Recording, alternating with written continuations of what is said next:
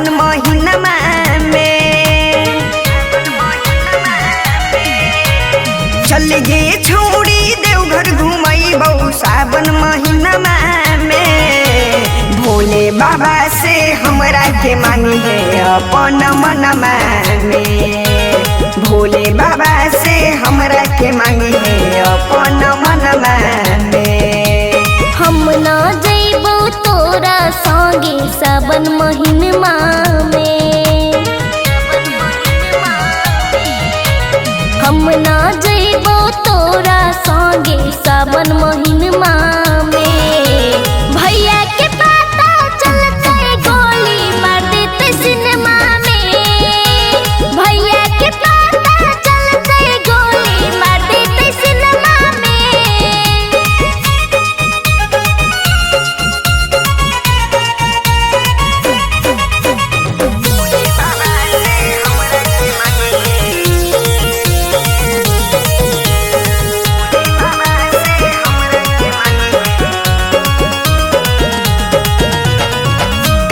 Tension ले ही गे छौड़ी करही कलेस गे।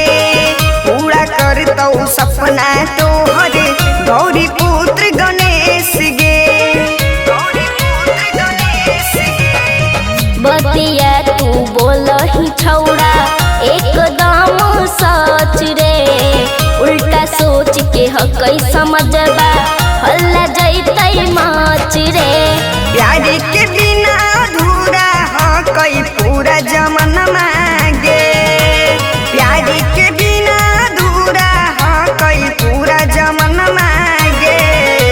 भोले बाबा से हमरा के मांगी है अपन मनमा में। भोले बाबा से हमरा के मांगी है अपन मनमा में।